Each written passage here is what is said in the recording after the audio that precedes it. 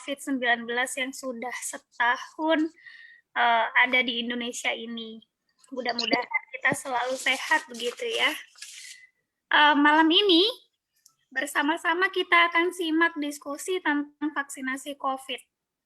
Jadi judulnya diskusi malam ini adalah menakar manfaat dan mudorot vaksin COVID-19 dari sisi kesehatan, sehingga narasumber pada malam hari ini adalah seorang dokter begitu ya, supaya teman-teman atau pemirsa bisa mempertimbangkan kemudian ya harapannya setelah kita menyimak sama-sama dari pakarnya, kita bisa memutuskan dengan dasar-dasar keputusan yang benar gitu ya, tidak berdasarkan hoax, tidak berdasarkan gosip dan lain sebagainya. Karena bagaimanapun memang COVID ini sudah lama dan sudah banyak sekali menyita energi kita. Sehingga usaha-usaha untuk menyelesaikan permasalahan COVID ini menjadi sangat penting. Di tengah masih banyaknya masyarakat yang ragu dengan vaksin, bahkan ragu dengan eksistensi COVID itu sendiri. Diskusi malam ini merupakan agenda serial ya, kalau saya mau bilang, dari LKKNU Kedung Jajang begitu. Nanti Ustadz Muhyiddin akan lebih jauh menjelaskan soal ini. Jadi ini diskusi rutin dari LKKNU Kecamatan Kedung Jajang Lumajang. Oke, kembali kepada tema diskusi malam hari ini. Seperti kita ketahui, vaksinasi COVID sampai sekarang menuai pro dan kontra. Sebagian masyarakat di satu sisi masih meragukan, takut, karena ini vaksin masih baru, belum tahu efektivitasnya bagaimana, bahkan jangan-jangan ini membahayakan dirinya. Sebaliknya, di sisi lain, ada masyarakat yang justru antri dan tidak sabar bahkan untuk divaksin, sehingga kemarin ada berita pada tahap 1 harusnya nakes, ada selebgram yang mendapatkan vaksin COVID. Jadi ada paradoks di sini ya, satu sisi menolak, satu sisi justru mengejar-ngejar vaksin. Nah, ini nanti akan disampaikan oleh Dr. Petri. Diskusi malam ini berusaha untuk mengurai persoalan vaksin ini. Sekali lagi harapannya setelah diskusi ini, pemirsa semuanya bisa menakar begitu ya, dan memutuskan COVID ini lebih bermanfaat atau justru lebih baik tidak vaksin begitu. Langsung saja yang pertama, kita simak dulu penjelasan dari keynote speaker kita pada malam hari ini kepada Ustadz Muhyiddin Sholih. Saya persilahkan.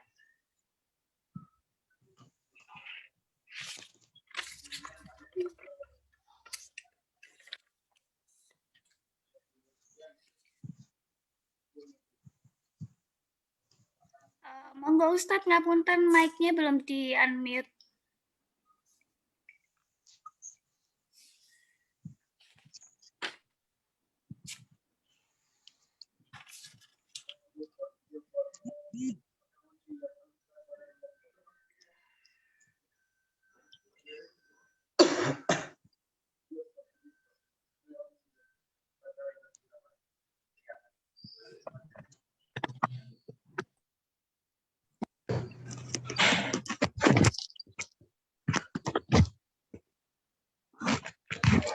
Bismillahirrahmanirrahim. Assalamualaikum warahmatullahi wabarakatuh. Waalaikumsalam warahmatullahi wabarakatuh. Alhamdulillahirabbil alamin wassalatu wassalamu ala asyrafil anbiya'i wal mursalin sayyidina Muhammad wa ala alihi wa ashabihi ajma'in wa la hawla wa la quwwata illa billahil aliyyil azim. Rabbi shrah li sadri wa yassir li amri wahlul 'uqdatam min lisani yafqahu qawli wa ba'd. Para pemirsa, segenap peserta Zoominar yang diadakan oleh LKKNU Kedung Jajang Lumajang, yang kami hormati narasumber kita pada malam ini yaitu Dr. Petri Haidar Rawasi dan juga host kita yaitu Ning Putri, yang semuanya mudah-mudahan kita semua senantiasa berada di dalam lindungan Allah Subhanahu wa taala. Amin ya rabbal alamin. Pertama-tama, malam ini merupakan malam yang berbahagia dan bagi kami pribadi merupakan malam yang bersejarah. Mengapa kita mengatakan ini sebagai malam yang bersejarah? Karena LKKNU Kedung Jajang Lumajang yang baru muncul ini telah mengadakan Zoominar. Dalam hal ini kita akan membahas bersama-sama tentang vaksin COVID-19. Mudah-mudahan kita semua senantiasa diberikan kesehatan oleh Allah Subhanahu wa taala di tengah pandemi corona yang menjangkiti dunia ini. Amin ya rabbal alamin. Salawat serta salam mudah-mudahan tetap tercurah limpahkan kepada junjungan kita Nabi Agung Nabi Muhammad sallallahu alaihi wasallam. Para pemirsa, para peserta Zoominar LKKNU Kedung Jajang Lumajang rahimani wa rahimakumullah. Di sini saya sebagai penyelenggara akan menjelaskan tujuan kami menyelenggarakan acara ini. Pertama, yang ingin saya jelaskan bahwa acara ini diselenggarakan oleh LKKNU Kedung Jajang Lumajang. LKKNU merupakan singkatan dari Lembaga Kemaslahatan Keluarga. Berbicara tentang kemaslahatan, maka kita tidak akan pernah melepaskan dari sistem maqasid asy-syariah yang telah digambarkan oleh Allah Subhanahu wa taala. Mengenai maqasid asy-syariah ini Allah jelaskan setidaknya dalam 5 batasan yang telah ditentukan oleh para usuli. Yang pertama adalah hifdzuddin, yaitu menjaga agama. Ketika Allah Subhanahu wa taala menjadikan batasan-batasan dalam norma agama ini, yang pertama adalah dalam rangka untuk menjaga agama, hifdzuddin. Kemudian yang kedua adalah hifdzu an-nasal, hifdzul nasal, yaitu menjaga keturunan. Seperti contoh ketika disyariatkannya nikah oleh Nabi Muhammad SAW kepada umatnya, hal itu dalam rangka untuk menjaga keturunan. Kemudian yang ketiga adalah hifdzul mal, yaitu menjaga harta. Disyariatkannya jual beli, kemudian juga tidak boleh mencuri, itu juga dalam rangka untuk menjaga harta setiap orang muslim.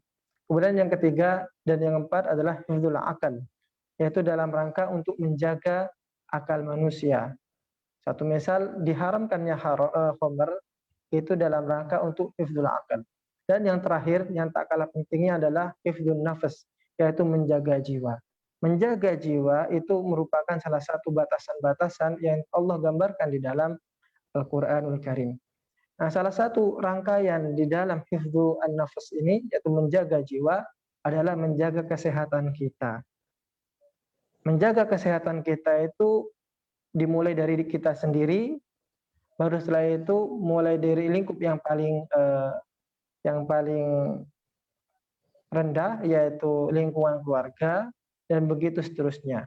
Karena kita mengimani seperti ini, bahwa suatu negara itu akan kokoh apabila keluarga kita menjadi kokoh. Negara ini menjadi sehat apabila keluarga kita menjadi sehat. Nah, dalam hal ini maka kemudian LKKNU dalam hal ini mengangkat sebuah tema, yaitu menakar mudarat dan manfaat dari vaksin COVID-19. Saya harapkan bahwa acara ini tidak berhenti di sini saja. Diharapkan ini sebagai tonggak acara-acara kita yang akan kita selenggarakan, minimal kita akan menyelenggarakannya dalam sebulan sekali. Tentu hal ini dalam koridor tentang kemaslahatan keluarga, terutama dalam sisi kesehatan. Ini yang pertama, mengenai penyelenggaraan dari acara ini. Kemudian yang kedua, kami selaku penyelenggara mengucapkan banyak terima kasih. Pertama, kami ucapkan kepada narasumber Dr. Petri Haidar Nurawasi yang telah menyisihkan waktunya dari kesibukan-kesibukan beliau sebagai dokter di Jatiroto dan juga di rumah sakit yang lainnya. Mudah-mudahan jerih payah beliau diberikan oleh Allah Subhanahu wa taala ganjaran-ganjaran yang setimpal. Ucapan terima kasih juga kami haturkan kepada host kita yaitu Neng Putri. Mudah-mudahan senantiasa diberikan kesehatan, senantiasa diberikan keselamatan di tengah COVID yang melanda dunia ini. Kemudian mengenai COVID ini, terutama mengenai vaksinasi, kalau kita melihat di masyarakat kita, pro dan kontra itu sudah menjadi hal yang tidak bisa dielakkan. Ada yang pro dengan vaksinasi, ada yang kontra dengan vaksinasi. Yang kontra ini ada banyak hal yang melatar belakangnya. Salah satu hal yang paling besar itu adalah hoak yang bermunculan di mana-mana, terutama di media sosial, yang membuat masyarakat kita menjadi takut dengan vaksinasi. Padahal dalam agama kita itu disuruh untuk bertabayun, untuk menanyakan tentang substansi dari hal yang kita akan bahas ini. Nah, ketika kita membahas tentang vaksinasi, maka lebih tepatnya kita akan mempertanyakan itu kepada orang yang memang benar-benar berkecimpung di bidang hal itu. Ataupun meskipun tidak 100% dia berkecimpung dalam bidang vaksinasi, setidaknya pemateri kita ini setiap harinya bertemu dengan hal-hal yang berbau COVID-19, tentang vaksinasi di lapangan beliau tahu persis bagaimana, kemudian juga mungkin dari jurnal-jurnal yang beliau baca dan seterusnya. Dan kita diperintahkan di dalam agama kita untuk menanyakan sesuatu itu kepada ahlinya. Fas'alu ahla dzikri in kuntum la ta'lamun. Tanyakanlah kepada ahlinya. Karena ketika sesuatu itu tidak ditanyakan kepada ahlinya, maka tunggulah kehancurannya. Idza wusidal amru ila ghairi ahlihi fantadhiris sa'ah, maka tunggulah kehancurannya. Salah satu hoak yang muncul di masyarakat ini sebabnya ada dua kalau saya lihat. Yang pertama adalah karena memang ketidaktahuan akan ilmu hakikat yang dibicarakan, dalam hal ini tentang vaksinasi. Sehingga kemudian hoak-hoak itu muncul. Kemudian yang kedua, yang pertama adalah karena salah paham atau ketidaktahuan, dan yang kedua ini adalah karena paham yang salah. Jadi dia sebenarnya tahu, hanya saja karena ada kepentingan-kepentingan yang akhirnya membuat orang tadi bikin hoak tentang vaksinasi. Nah, kita sebagai seorang muslim diperintahkan untuk mendudukkan semua itu pada bangku yang netral. Dengan cara apa? Dengan cara kita mengkajinya. Kita mencoba mengkaji itu secara objektif, sehingga kita mendapatkan pandangan-pandangan yang objektif pula. Itu yang diharapkan di dalam kajian ini. Saya tidak akan memperpanjang kalam di sini.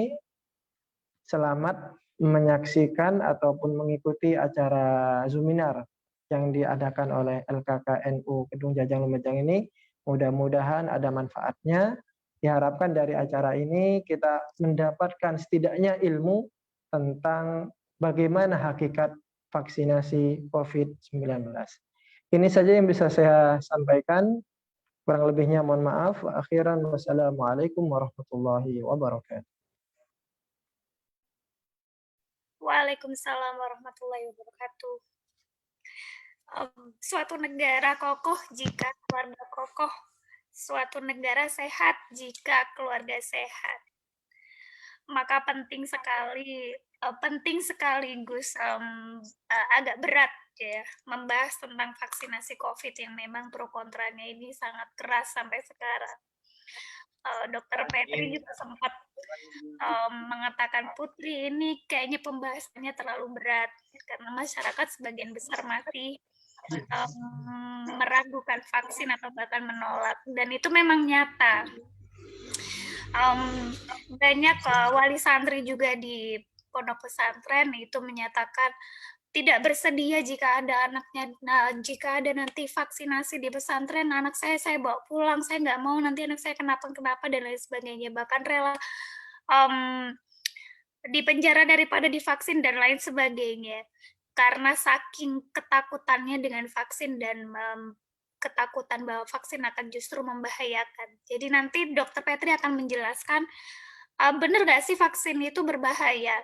Benar nggak sih vaksin itu terlalu cepat untuk dihalalkan, untuk dilegalkan, untuk kemudian didistribusikan kemana-mana, sementara kita belum bisa memastikan gitu karena pandemi ini masih baru gitu ya, jadi masih banyak yang menyaksikan apakah vaksin ini bagus atau justru bisa membunuh kita gitu ya. Jadi banyak sekali keraguan, ditambah juga jangankan vaksin COVID, vaksin itself aja masih pro kontra. Banyak juga kan masyarakat itu yang tidak memilih untuk tidak memvaksinkan anaknya seperti itu. Nah nanti hari ini, sebentar lagi kita akan simak dari Dokter Petri penjelasan tentang vaksin. Harapannya nanti pemirsa bisa sekali lagi seperti yang disampaikan oleh Ustadz Muhyiddin, kita membahas sesuatu itu harus menanyakan kepada pakarnya, kepada ahlinya. Maka saya persilakan Dr. Petri Heida untuk memberi penjelasan tentang vaksinasi COVID-19. Monggo, dokter.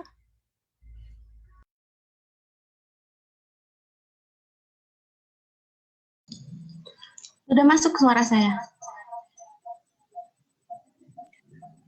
Udah masuk.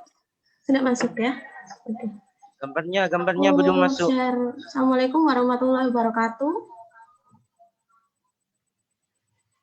Selamat malam semuanya. Saya Dr. Petri. Di sini saya akan share tentang topik pembahasan kita yang sedang ramai dibicarakan ya, baik itu di media maupun di media sosial tentang vaksin. Setelah kita ramai 1 tahun, kita berkecimpung ya, kita bareng-bareng bersama-sama, kita sama-sama sudah mengalami 1 tahun bersama dengan COVID di sini. Jadi bayangin dari bulan Maret, dari 2 kasus, terus akhirnya makin lama, yang dulunya kita hanya bisa lihat di televisi, COVID itu apa, siapa yang mengenai, terus bagaimana gejalanya, dulu tahunya cuma di luar negeri, di Wuhan, terus lama-lama ke Jakarta, 3 orang kena, terus lama-kelamaan akhirnya orang-orang sekitar kita kena, bahkan mungkin orang-orang yang ada keluarga kita juga akhirnya ikut kena. Bahkan mungkin saya sendiri pun juga pernah kena tahun kemarin bulan September. Dokter Putri juga kena ya dok? Dok. Bu Putri ya? Oke, kita mulai aja ya. Di sini kapasitas saya sebagai seorang dokter, jadi saya nggak akan cawe-cawe masalah dari agama. Jadi seperti yang dikatakan Ustadz Muhyiddin tadi, bahwa kita harus bertabayun. Jadi ketika kita melihat sesuatu problem atau masalah, kita harus lihat ini sebetulnya ranahnya siapa. Jadi dengan kita mengetahui ini ranah siapa, kita jadi lebih tahu, oh ini yang benar yang mana ya. Apalagi sekarang beda, kasusnya COVID dengan SARS dulu itu beda sekali. Kalau dulu SARS itu cepat banget, pengendaliannya itu cepat sekali. Jadi karena waktu itu memang orang-orang nggak punya media sosial waktu itu. Jadi kontrol untuk tanpa ada vaksin terus tiba-tiba SARS sudah hilang itu mungkin sekali. Karena waktu itu mobilitas orang juga tidak terlalu tinggi seperti sekarang. Terus juga media sosial, informasi itu tidak secepat sekarang ya. Kita bayangkan setiap orang sekarang sudah punya Android minimal atau smartphone. Jadi semua akses komunikasi, informasi, semua sudah ada dalam genggaman. Mulai dari yang benar sampai yang ngawur itu sudah bisa diakses. Jadi ibaratnya kalau kita bilang media ini pisau bermata dua, benar sekali. Itu bisa menjadi hal yang membunuh kita atau bisa menjadi manfaat buat kita. Nah, untuk masalah vaksin, ini saya sebagai dokter yang berkecimpung ya, setiap hari saya melihat kasus pasien COVID, mulai dari yang ringan sampai yang berat, bahkan sampai yang berakhir kematian pun juga banyak. Jadi kalau saya bilang COVID ini unpredictable, ya. Kalau dulu orang mengatakan mungkin gini, yang kebanyakan yang meninggal orang-orang yang punya komorbid. Komorbid itu adalah penyakit penyerta. Biasanya gini, oh yang meninggal karena COVID ya, usianya pasti sudah tua, atau pasti punya penyakit darah tinggi, atau punya penyakit stroke, dan yang lain-lain. Tapi ternyata semakin ke sini, ternyata nggak bisa diprediksi. Baru saja saya kehilangan teman saya, usia muda, 29 tahun, segar bugar, tanpa ada penyakit penyerta, sama sekali tiba-tiba harus meninggal karena COVID. Begitu cepatnya, hanya dalam waktu 3 hari, paru-parunya yang awalnya bersih, tiba-tiba jadi full rusak semua, hingga COVID ini menghancurkan sistem organ secara keseluruhan sampai beliau meninggal. Jadi kalau saya bilang COVID ini unpredictable, iya. Jadi kita nggak akan pernah tahu ketika kita terjangkit, apakah kita akan jatuh dalam kondisi yang satu tanpa gejala, dua apakah gejalanya ringan, tiga adalah gejalanya sedang, atau mungkin gejalanya berat, bahkan hingga kematian. Jadi kita nggak akan pernah bisa memprediksi. Jadi nggak bisa kita mengatakan bahwa karena saya masih muda, kalau saya misalnya kena COVID, ya pasti saya bisa sembuh, pasti saya nggak akan meninggal gitu. Tapi pada kenyataannya banyak yang muda-muda, teman-teman saya juga, bahkan itu dokter juga, nakes itu juga bahkan sampai meninggal di usia yang sangat muda hanya karena COVID. Jadi kalau saya bilang COVID ini berbahaya, sangat berbahaya. Karena inti dari ini semua, ketika seseorang terkena COVID itu adalah kita nggak akan pernah tahu kita akan berada di kondisi yang seperti apa, maka kita ibaratkan vaksin ini adalah bagian dari ikhtiar kita ya. Selain yang kita tahu selama 1 tahun ini, mulai dari pakai masker, jaga jarak, cuci tangan, menjaga kondisi tubuh supaya tetap fit, terus juga berdoa, itu juga kita perlu ikhtiar yang lain. Ini saya ambil dari data Kemenkes ya. Untuk perkembangan COVID terakhir tanggal 19 Februari 2021, kita sudah tembus angka 1 juta untuk kasus positif. Ini bukan subscriber YouTube ya. Ini adalah kasus COVID yang positif. Dan yang sembuh memang banyak, 1 juta. Tapi kita juga harus melihat yang meninggal. Yang meninggal dalam 1 hari itu hampir ratusan orang, 34.152 orang. 1 nyawa itu berarti, bayangkan 1 nyawa itu bisa saja mereka adalah tulang punggung keluarga, atau seorang ibu, atau seorang ayah yang tulang punggung keluarga, atau seorang anak yang mungkin menjadi harapan dari orang tua mereka. Jadi jangan pernah berkata bahwa ini hanyalah 34.000, ini adalah sekedar angka. Tetapi ini adalah nyawa manusia yang harus kita selamatkan, harusnya seperti itu ya. Terlepas dari bahwa yang namanya kematian itu adalah takdir manusia, tapi kita sebagai manusia wajib berikhtiar semaksimal mungkin.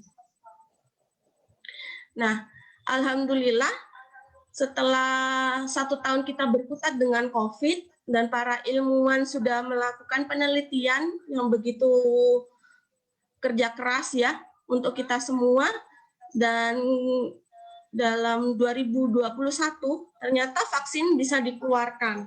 Dan yang pertama yang disuntik Bapak Presiden kita, Bapak Jokowi, terus para nakes ya, mulai dari dokter, perawat, apoteker, semua yang bekerja atau berhadapan langsung dengan pasien COVID maupun yang tidak, tapi bekerja di lingkungan yang high risk seperti rumah sakit atau klinik, mereka mendapatkan vaksin COVID ini periode mulai bulan Januari hingga Februari ini.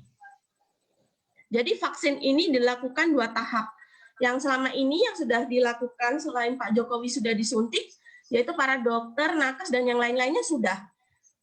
Jadi vaksin ini belum ada uji klinis, tapi sudah ada uji klinis dan sudah dilakukan dan sudah disuntikan kepada tenaga kesehatan kita. Dan itu sudah selesai kemarin, tahap kedua juga sudah clear. Total sudah 181.554.465. Nah, sebelumnya BPOM sudah menerbitkan izin vaksin untuk COVID-19, yaitu tanggal 11 Januari 2021. Jadi vaksin ini bukan seperti kita bikin kue terus tanpa ada uji klinis, atau apakah vaksin ini aman atau tidak, terus tiba-tiba langsung disuntikan kepada masyarakat, nggak begitu. Jadi ada proses panjang di situ, yang saya nggak akan menjelaskan secara detail karena itu memang sudah ranahnya peneliti. Jadi saya akan menjelaskan bahwa kita sudah punya lembaga untuk perizinan keamanan, baik itu obat maupun dan yang lain-lain, itu obat dan makanan, yaitu BPOM. Jadi kita sudah punya lembaga yang kredibel. Apakah obat ataupun vaksin ini aman nggak kalau misalnya diberikan kepada masyarakat? Jadi ternyata tanggal 11 Januari 2021 BPOM sudah menerbitkan izin bahwa setelah melihat imunogenisitas dan keamanan serta efikasi Sinovac telah sesuai standar yang ditetapkan oleh Badan Kesehatan Dunia. Jadi ini standarnya bukan standar yang main-main, bukan ibaratnya apakah ini jangan-jangan standarnya keamanannya kelas lokal, enggak. Jadi WHO itu sudah punya standar sendiri. Jadi dianggap efektif itu berapa sih? Dianggap aman itu berapa sih? Seperti apa sih kriteria itu? Jadi punya daftar yang cukup panjang. Dan itu sudah dilakukan oleh BPOM untuk melakukan screening itu atau melakukan pemeriksaan, dan akhirnya BPOM bilang menerbitkan bahwa vaksin COVID itu aman. Sebetulnya kan inti dari semuanya kenapa masyarakat menjadi ragu itu karena adalah dari segi keamanan. Masyarakat itu takut, apakah ini jangan-jangan kalau misalnya disuntik ke saya, kira-kira saya bikin cacat nggak keluarga saya atau diri saya sendiri? Atau bahkan mungkin takut bisa jadi timbul kematian.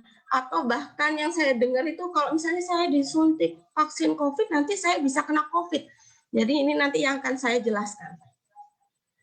Bahkan tidak hanya BPOM, jadi kita juga punya lembaga yaitu MUI, di mana itu yang jelas yang ada di dalam situ adalah ulama-ulama yang jelas sudah kredibel, sudah tahu bagaimana untuk mengeluarkan apakah obat atau vaksin ini suci dan halal. Itu kita sudah punya lembaga yang sudah kita percaya, yang isinya juga orang-orang hebat, kiai-kiai hebat, yaitu MUI. Juga pada tanggal 8 Januari, MUI Pusat sudah menetapkan bahwa vaksin COVID produksi Sinovac yang sudah disuntikan kemarin pada nakes maupun presiden kita itu suci dan halal, ya.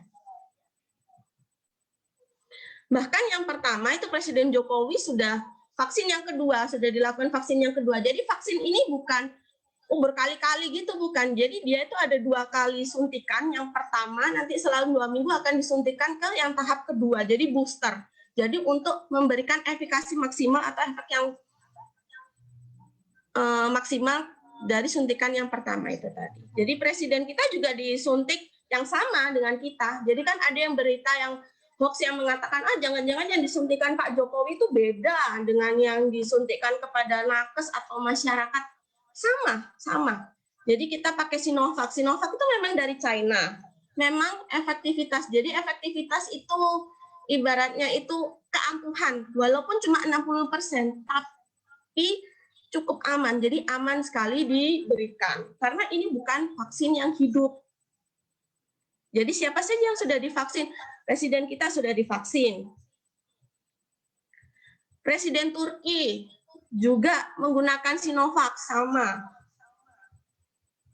Bahkan ini saya ambil dari websitenya NU. Jadi Ketua MUI bidang fatwa juga sudah mengatakan tadi untuk terkait kehalalan juga sudah, bahwa Sinovac itu adalah vaksin yang halal. Nah, ini juga beberapa berita media nasional, jadi PBNU, MUI serukan umat untuk ikut vaksinasi COVID. Bahkan Wapres kita, Kiai Haji Ma'ruf Amin juga sudah divaksin baru saja, jadi memang barusan untuk dari Kemenkes, jadi yang screening yang terbaru, bahwa lansia juga sudah boleh divaksin, di atas 60 tahun sudah boleh divaksin. Jadi alhamdulillah Wapres kita juga sudah divaksin. Jadi Kiai Haji Ma'ruf Amin juga sudah divaksin. Vaksinnya pakai apa? Sama Sinovac juga. Nah, ini juga dari portal NU juga, NU online ya. Jadi PBNU berharap pemerintah segera lakukan vaksinasi COVID, baik itu di pesantren. Kenapa? Jadi dikatakan di sini bahwa para kiai, guru-guru kita yang ada di pesantren itu memiliki resiko yang tinggi. Nah, nanti akan saya jelaskan kenapa sih kok perlu divaksin. Jadi kemarin kan sudah ya tahap pertama. Tahap pertama itu yang dikasih adalah prioritas adalah tenaga kesehatan nakes kita, mulai dari dokter, perawat, apoteker, atau semua personil atau orang-orang yang kerja di rumah sakit atau klinik atau fasilitas kesehatan. Nah, setelah sudah selesai kemarin, mereka sudah dilakukan tahap yang kedua. Lalu ada pemberian vaksin untuk periode gelombang kedua. Siapa saja? Nah, ini dia. Jadi mulai dari lansia 60 tahun, pendidik mulai dari guru, dosen, terus para ini TNI, Polri, terus penyuluh tokoh agama. Kenapa saya tekankan di sini? Karena memang saya melihat di sini kebanyakan yang ikut dari Zoom ini adalah kebanyakan kan kalau nggak pendidik adalah penyuluh atau tokoh agama. Itu kan orang-orang yang harus kontak dengan banyak orang. Itu memiliki resiko yang cukup tinggi untuk terkena COVID. Terus mari kita bahas, sepenting apakah sih vaksin COVID itu? Kan kita sudah 3M ya, sudah pakai masker, sudah jaga jarak, sudah cuci tangan. Kok masih perlu vaksin COVID ya? Jadi begini, kalau kita ibaratkan tameng itu, kalau kita ini ya baju tempur, pedang itu adalah 5M kita, mulai dari pakai masker, mencuci tangan, jaga jarak, jaga kesehatan, iman, aman, imun, semua itu harapannya adalah ketika kita terpapar jumlah virus yang masuk itu nggak banyak-banyak. Nah, bagaimana dengan vaksin? Jadi vaksin ini adalah tameng kita. Kita nggak akan pernah tahu, seperti yang saya bilang di awal tadi, ketika seseorang itu terkena COVID, itu unpredictable, kita nggak akan pernah tahu, kita akan jatuh dalam kondisi yang seperti apa. Apakah dalam kondisi yang tanpa gejala, ya kalau tanpa gejala alhamdulillah, gejala ringan ya alhamdulillah, bagaimana kalau ternyata kita harus jatuh dalam kondisi yang berat, atau bahkan orang-orang yang ada di sekitar kita, seperti ibu kita, atau ayah kita, saudara-saudara kita, atau bahkan guru-guru kita, itu harus terkena COVID dan harus mengalami gejala yang berat, kan sangat kasihan sekali ya. Jadi bagaimanakah cara kerja vaksin COVID ini? Jadi yang disuntikkan itu, ini adalah virus yang mati ya, jadi harus digarisbawahi. Ini virus yang dimatikan, jadi bukan virus hidup.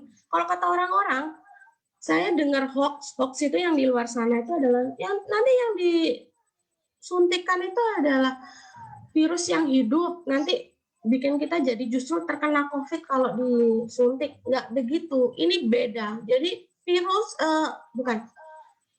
vaksin yang ada ini adalah vaksin mati. Jadi virus yang sudah mati, jadi fragmen. Atau harapannya itu nanti ketika disuntikan tubuh kita itu akan mengenal. Jadi bagaimana? Jadi ini merupakan bagian virus atau virus ini dimatikan. Jadi dalam kondisi mati ya, dia nggak akan bikin infeksi. Jadi ini virus yang mati lalu disuntikkan di lengan kita. Terus ilustrasinya begini deh. Kita itu butuh kekebalan yang spesifik. Kita anggap COVID itu adalah musuh kita. Dan tubuh kita itu adalah tentara. Imun kita itu adalah tentara kita. Kalau misalnya tidak spesifik, itu seperti ini. Anda mau melawan musuh itu pakai bom atau pakai granat. Dia nggak spesifik. Jadi semua mau itu teman kita, mau itu musuh kita, pokoknya semua yang terkena granat itu pasti akan hancur, akan mati. Jadi dia tidak spesifik pada musuh kita, dari musuh kita. Beda kalau misalnya tentara kita itu adalah sniper atau juru tembak. Kalau juru tembak dia kalau ibaratnya nembak atau bedil musuh itu langsung tepat pada musuhnya. Jadi nggak akan random. Jadi nggak akan gitu. Jadi oh ini musuh saya. Jadi sniper seperti itu. Jadi ilustrasinya vaksin mati itu masuk ke dalam tubuh akan merespon loh. Ini siapa? Ada virus masuk nih, virus mati yang masuk. Nah, tentara tubuh kita yang ada di dalam sel-sel kita itu atau sel imun kita itu dia akan mempelajari seperti seseorang ya mempelajari musuh. Dia akan mempelajari mulai dari ibaratnya virus mati masuk itu dia akan ditelanjangi dilihat. Ini gimana cara kerjanya, bentuknya seperti apa, bagaimana dia merusak tubuh kita itu benar-benar dipelajari secara detail oleh sel tubuh kita tanpa membuat tubuh kita jatuh sakit. Nah, setelah itu kan pasukan kita atau tentara atau sistem imun kita itu kan mememori, sudah mempelajari, oh ternyata virus COVID itu begini loh. Ketika dia masuk caranya begini, bentuknya begini, cara kerjanya gini. Ketika dia menginfeksi itu caranya dia akan begini. Dia pelajari secara detail. Ketika dia sudah hafal betul, nah ketika muncul virus aslinya, virus yang hidup itu tadi, nah tubuh akan merespon, sudah tahu caranya. Ibaratnya sudah tahu caranya untuk, oh ini dia matinya caranya gini loh. Caranya kita mengepung si COVID ini supaya dia tidak merembet atau tidak membuat tubuh kita jatuh dalam kondisi yang berat itu seperti ini. Nah, itu. Jadi membuat seseorang itu mengenal atau tubuh seseorang itu mengenal virus atau musuhnya tanpa harus terinfeksi. Gitu. Jelas ya? Jadi ibaratnya jatuh, jadi ketika sewaktu-waktu dia harus terjun dalam medan tempur, tentara kita harus ke medan tempur yang sesungguhnya itu sudah hafal betul sama karakteristik dari musuhnya. Loh, terus kenapa kok perlu divaksin? Nah, ini ya, anggaplah orang yang hitam-hitam ini yang belum divaksin, yang ini yang sudah divaksin. Nah, yang sudah divaksin itu kan harapannya ketika dia terkena COVID, dia tidak akan jatuh dalam kondisi yang berat. Jadi dia recovery-nya lebih cepat. Ya. Bayangkan kalau misalnya dia belum divaksin, ya semua orang ini belum divaksin. Ini ada satu orang yang terinfeksi COVID, dia dengan cepat akan menulari yang hitam-hitam ini. Orang-orangnya sembuh, orang-orang yang sehat ini akhirnya terinfeksi. Nah, seperti yang saya katakan sebelumnya, bahwa ketika seseorang itu terinfeksi, kita tidak bisa memprediksi apakah dia akan jatuh dalam kondisi yang berat ataukah dalam kondisi yang ringan. Nah, bayangkan kalau orang-orang ini sakit dalam waktu yang bersamaan karena cepatnya proses penularan, maka itu akan membebani rumah sakit. Tumplek nang rumah sakit, bayangkan dalam satu hari misalnya 10 orang, gara-gara dalam satu wilayah misalnya 100 orang ini tidak divaksin, nah gitu ya. Ada satu orang dari 100 orang ini bawa penyakit, dia nyebarin ke 100 orang. Dan dari 100 orang ini, karena tidak memiliki kekebalan, akhirnya dia jatuh sakit. Jatuh sakitnya dalam kondisi yang berat dan bersamaan. Akhirnya dalam 100 orang ini bareng-bareng harus dirawat di rumah sakit. Akhirnya membebani nakes dan juga rumah sakit. Nah, bayangkan apakah rumah sakit mampu menampung dalam jumlah yang bersamaan, dalam jumlah yang besar seperti itu. Akhirnya kan rumah sakit nggak fokus, overload, terlalu banyak. Akhirnya banyak yang nggak ditangani gara-gara ruangannya full. Ini, kalau misalnya sudah divaksin bagaimana? Akhirnya bebannya makin turun ya. Jadi yang belum divaksin ini, yang hitam-hitam ini, nah, yang ini yang sudah divaksin paling tidak dia ketika terkena COVID dia harapannya tidak akan jatuh dalam kondisi yang berat. Nah, bayangkan semakin banyak cakupan vaksin atau sebagian, jadi ada yang dibilang gini, harapan kita adalah 75% dari total populasi orang Indonesia itu diharapkan divaksin supaya timbul kekebalan kelompok. Anggaplah ini misalnya 75% dari total orang yang total penduduk ya. Anggaplah ini. Ini sebagian besar sudah divaksin. Nah, ketika ada satu orang yang membawa virus dan itu menularkan ke orang-orang yang lain, paling tidak beban kita yang hijau-hijau ini dia tidak akan jatuh dalam kondisi yang berat. Kalau kondisinya ringan, paling tidak kan cukup rawat jalan, ya. Nggak harus masuk ICU atau dirawat di rumah sakit. Jadi beban kita tinggal fokus ke sisa orang yang belum tervaksin ini, karena probability-nya mereka yang belum divaksin ini akan jatuh dalam kondisi yang berat atau sedang. Sehingga harus dirawat di rumah sakit. Terus siapa dok yang kira-kira boleh divaksin? Saat ini memang kriterianya adalah orang-orang yang usianya lebih dari 18 tahun. Terus tekanan darahnya, kalau misalnya saya punya hipertensi atau darah tinggi dok, boleh nggak saya divaksin? Boleh. Yang terbaru itu maksimal itu harus di bawah 180 syaratnya, 180/110. Jadi tetap nanti itu akan ketika divaksin bukan tiba-tiba datang langsung disuntik, enggak. Nanti petugas kesehatan akan men-screening, akan mengevaluasi ini sudah masuk kriteria enggak? Kira-kira boleh divaksin enggak? Ya bukan asal tiba-tiba datang terus langsung divaksin.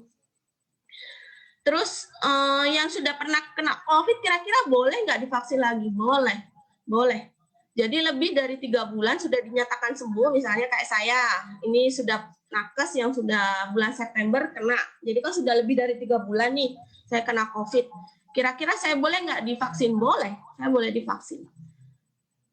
Terus ibu menyusui, boleh nggak divaksin? Boleh. Karena apa? Aman nggak dok? Nanti nularin lagi ke anaknya? Enggak, karena vaksin ini vaksin mati, virus mati. Jadi dia nggak akan bikin swab kita jadi positif atau kita jadi kena COVID hanya gara-gara divaksin. Terus penyakit kronis kayak yang punya kencing manis, punya asma, dan yang lain-lain, itu boleh nggak? Boleh, asalkan terkontrol. Tapi nanti yang menentukan adalah dokter yang merawat. Misalnya, dok saya punya asma, kira-kira boleh nggak vaksin? Boleh. Tapi yang menentukan nanti konsul dulu ke dokter yang merawat. Dok, kira-kira asma saya ini boleh nggak divaksin? Oh boleh misalnya, karena sudah terkontrol. Nanti dokternya yang akan menentukan. Dok, saya punya kencing manis, gimana dok? Boleh nggak saya divaksin? Boleh, asalkan nanti ada kriterianya. Jadi dokter yang lebih tahu ya. Terus gimana kalau dok kalau punya TBC, penyakit paru TBC, boleh nggak? Boleh, kan saya sedang minum obat TBC, boleh nggak saya divaksin? Boleh. Kalau misalnya ternyata pasiennya sudah minum obat minimal 2 minggu. Terus untuk kakek nenek saya gimana dok? Boleh nggak divaksin? Orang tua saya yang usianya udah 60 tahun, boleh? Boleh. Nanti juga ada kriteria untuk lansia, itu yang nanti ada screening dokter.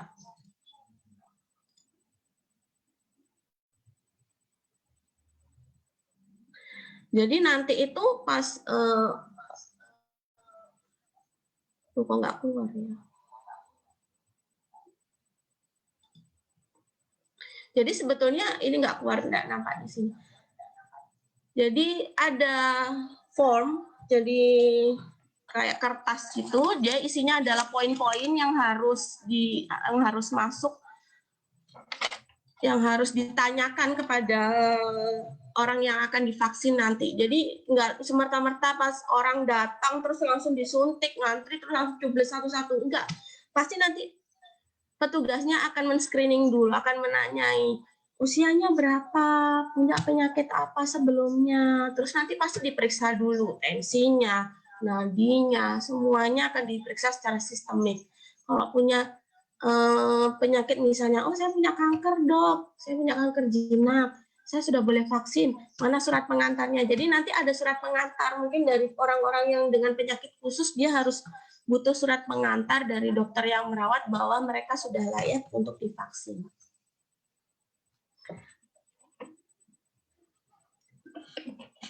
Terus gimana cara kerja vaksin ini? Kemarin saya juga sempat baca, ada yang bilang, nanti di vaksinnya itu nanti disuntiknya 3 kali loh, disuntiknya berkali-kali. Aduh, itu hoax ya. Jadi disuntiknya itu cukup 2 kali aja, nggak usah banyak-banyak ya. Jadi di hari pertama dia akan disuntik, nanti hari ke-14 atau hari ke-28 itu nanti untuk usia yang 60 tahun ke atas itu nanti misalnya tanggal 1 Maret saya disuntik, saya lansia usianya 61 tahun. Nanti untuk suntikan tahap kedua nanti tanggal 28 baru disuntik. Kalau saya yang muda-muda misalnya 20 tahun atau usia 25 tahun, gimana dok? Jadi misalnya 1 Maret saya disuntik, nanti 14 hari kemudian saya disuntik lagi yang kedua. Dok, yang ditakutkan aman nggak kira-kira? Seperti yang saya bilang tadi, ini adalah virus mati, yang disuntikan itu virus mati. Jadi ibarat orang mau belajar melawan begal, jadi yang dikasih buat belajar itu bukan begal aslinya. Jadi ini prototipe begal, ya. Kita bilangnya gitu. Jadi, oh kita prototipenya begal itu modelnya gini. Oh corona itu modelnya gini ya, tanpa harus ketemu sama corona yang asli atau corona yang hidup. Jadi reaksinya apa? Selama saya ada di rumah sakit, kebetulan di rumah sakit Jatiroto sudah dilakukan vaksin kepada semua nakes, memang keluhannya nggak ada yang serius, artinya oh gimana, ada nggak yang kira-kira sampai bikin mati? Nggak ada. Selama ini alhamdulillah keluhannya adalah keluhan yang sifatnya lokal, misalnya jarem, paling sering itu jarem di tempat suntikan. Terus kadang-kadang rasanya kayak lemes, ada yang malah lapar, ada yang ngantukan, macam-macam. Tapi itu adalah sifat yang ringan, jadi bisa diatasi.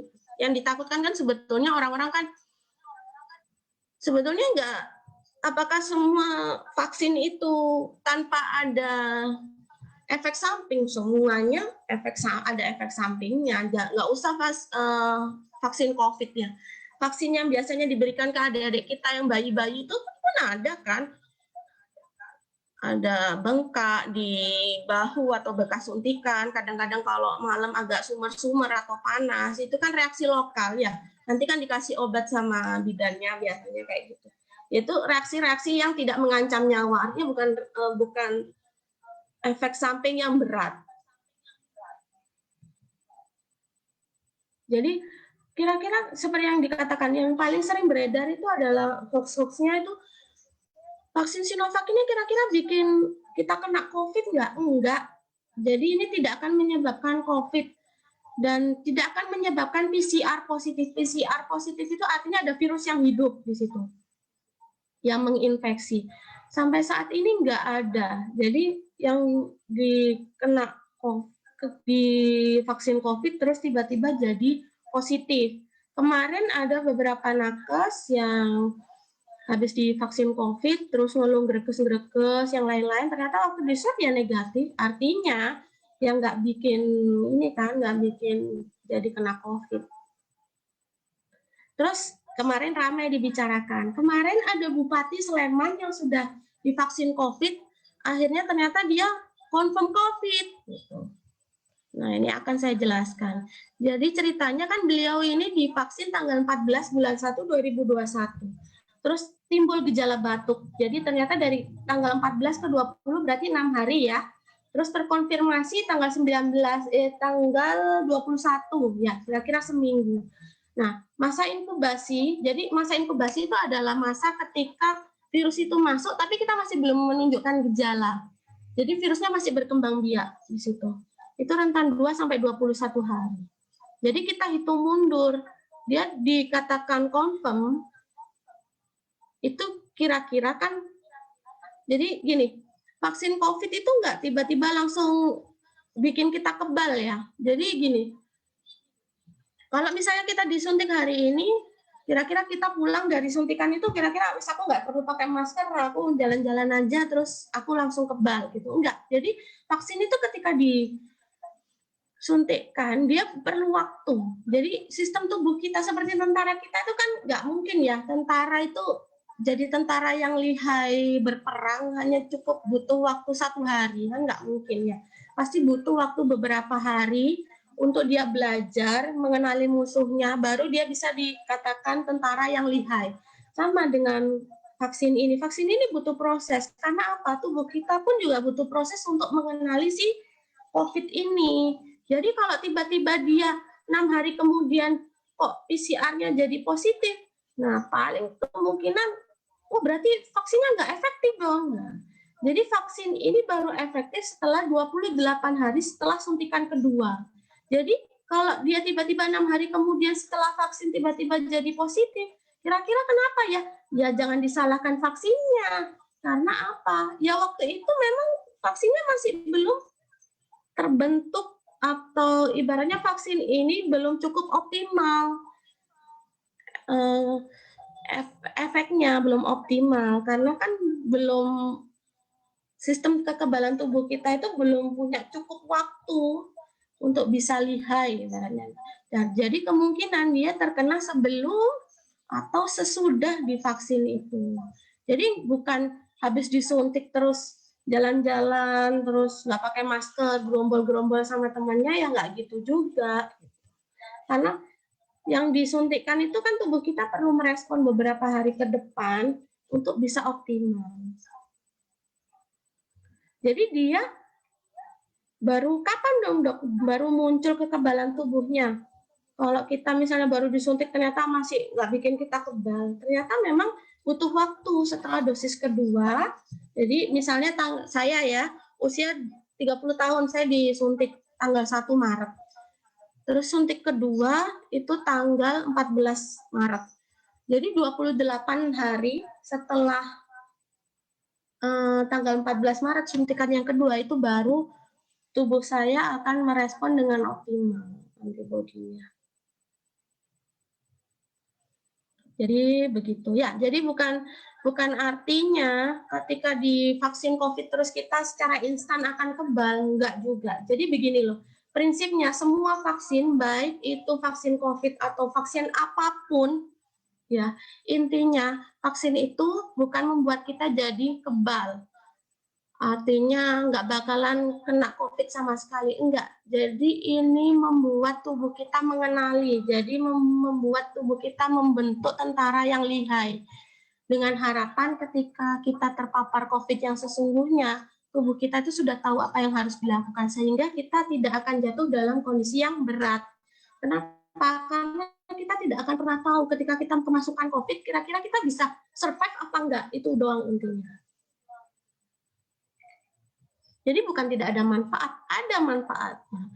Mencegah supaya kita tidak jatuh dalam kondisi yang berat atau bahkan sampai meninggal. Karena tetap patokan kita 34.000 ini adalah manusia, jadi bukan angka ya.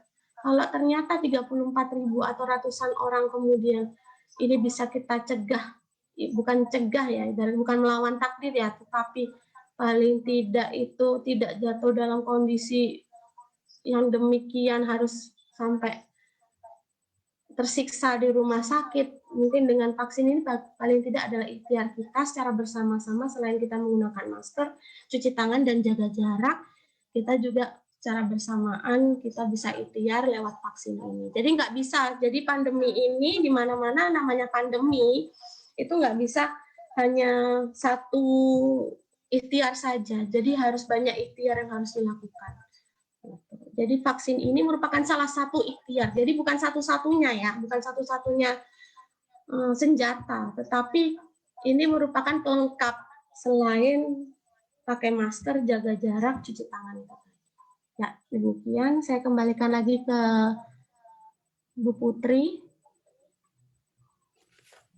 Oke, terima kasih Dokter Petri. Kalau bisa saya rangkum, sambil menunggu pertanyaan ya dari pemirsa, bahwa yang pertama, pengendalian COVID ini menjadi lebih kompleks dan sulit karena cepatnya informasi yang masuk ke individu gitu ya, karena teknologi informasi sekarang itu berkembang sangat pesat, sehingga setiap orang sudah bisa mengakses berita, entah itu betul, entah itu valid, entah itu hoax. Kemudian juga di era sekarang ini mobilisasi manusia itu sangat cepat dan sangat mudah, sehingga penularan virus itu menjadi jauh lebih cepat begitu ya dari zaman SARS begitu. Sehingga pengendalian COVID ini menjadi lebih kompleks. Dari data yang disajikan Dr. Petri tadi, yang meninggal dibandingkan dengan kasus positif saya hitung tadi adalah 2,7%. Jadi 2,7% kalau kasus di Indonesia COVID itu berakhir dengan kematian gitu ya, saya bisa simpulkan. Oke, kemudian ada beberapa informasi penting yang disampaikan juga oleh Dr. Petri bahwa COVID ini, vaksin COVID Sinovac ya, kalau di Indonesia itu sudah lulus BPOM, kemudian juga sudah dinyatakan suci dan halal oleh MUI. Saya pribadi juga sudah mengakses beberapa hari yang lalu, di mana website MUI itu di website tersebut menyatakan bahwa para pemuka agama hendaknya juga ikut mensosialisasikan pentingnya vaksin, mengajak masyarakat untuk vaksin, karena bagaimanapun ini adalah cara yang bisa kita lakukan daripada kita hanya berpasrah kepada herd immunity, begitu ya dokter ya. Daripada tidak berusaha apa-apa, sekarang peneliti dan sudah menemukan vaksin, maka kita mencoba dengan vaksin. Seperti kasusnya Black Death sama campak ya dokter dulu yang juga tingkat kematiannya tinggi, pada akhirnya di zaman sekarang itu tidak menyebabkan kematian karena kita sudah divaksin waktu kita kecil. Sehingga kita tetap kena campak tapi dampaknya tidak buruk begitu ya dokter. Mengurangi dampak yang lebih parah. Kemudian juga disampaikan oleh Dr. Petri bahwa vaksin itu tameng. Jadi vaksin disuntikan adalah merupakan virus yang sudah dilemahkan, dimasukkan ke tubuh, kemudian tubuh bersiap diri untuk menyiapkan apa yang harus kita lakukan ketika virus itu masuk. Sehingga kalau ketika kita benar-benar terpapar virus itu, tubuh sudah siap begitu ya. Sehingga dampak yang dihasilkan tidak terlalu parah daripada kita tidak divaksin, artinya tidak mengenal sama sekali virus itu. Tadi juga disampaikan siapa saja yang boleh divaksin di atas 18 tahun, berarti anak-anak belum boleh ya dokter ya? Sejauh ini kalau sudah masuk ya saya. Oke. Iya, jadi untuk anak-anak sekarang memang masih dalam taraf uji klinis. Beberapa negara sudah dilakukan vaksin pada anak-anak, tapi untuk Indonesia kita masih belum ya. Jadi masih dalam proses dulu, karena kan kalau anak-anak kan memang kompleks ya, nggak sama dengan orang dewasa, karena memang bagi dari segi daya tahan tubuhnya juga mereka masih beda dengan orang dewasa. Terus yang kedua juga masalah etis ya, karena kan kalau untuk anak-anak kan harus izin dulu ke orang tua. Jadi sementara ini sih kita masih belum dapat info untuk pemberian terhadap anak-anak. Kita masih baru yang lansia.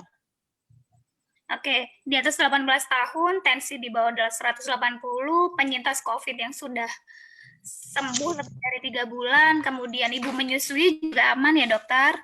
Kemudian penyakit kronis yang terkontrol, pasien TBC, dan lansia di atas 60 pun juga sudah aman untuk melakukan vaksin Sinovac ya. Jenisnya Sinovac saja ya kalau di Indonesia? Iya, untuk yang tahap ini kita masih menggunakan Sinovac. Memang ada beberapa option vaksin yang lain, seperti ada yang dari Pfizer, ada yang dari AstraZeneca. Itu sejauh ini memang, jadi pemilihan vaksin itu nggak sembarangan, jadi dilihat kondisi negara juga. Jadi beberapa vaksin ada yang ternyata dari segi penyimpanannya nggak cocok untuk negara kita. Kenapa? Karena negara kita itu negara kepulauan yang distribusinya itu nggak semudah itu gitu. Jadi vaksinnya gampang rusak walaupun efektivitasnya tinggi. Jadi akan banyak pertimbangan. Vaksin itu tidak hanya, kita memilih vaksin tidak hanya sekedar ini ampuh loh, ini lebih manjur loh, bukan itu. Jadi banyak pertimbangan mulai dari segi penyimpanannya, efek sampingnya, Jadi banyak hal yang akan jadi option atau jadi pertimbangan kita untuk memilih vaksin. Baik, ini baru saya tahu karena kabar yang beredar adalah beda merek, beda manjur enggaknya begitu, efikasinya beda begitu, persentase efikasinya berbeda. Ternyata itu berkaitan dengan kondisi geografis ya. Seberapa tahan vaksin itu ketika didistribusikan. Oke, informasi yang sangat berguna ini karena memang banyak sekali hoax yang beredar tentang vaksin ini ya. Kemudian efek samping dari vaksin COVID juga disampaikan oleh Dr. Petri cenderung ringan. Dan yang terakhir tadi menyinggung kasus Bupati Sleman positif COVID setelah vaksin. Sekali lagi Dr. Petri tadi menyampaikan bahwa vaksin COVID tidak membuat kita tidak terpapar COVID, tapi at least ya setidaknya ketika kita terpapar COVID, tubuh sudah lebih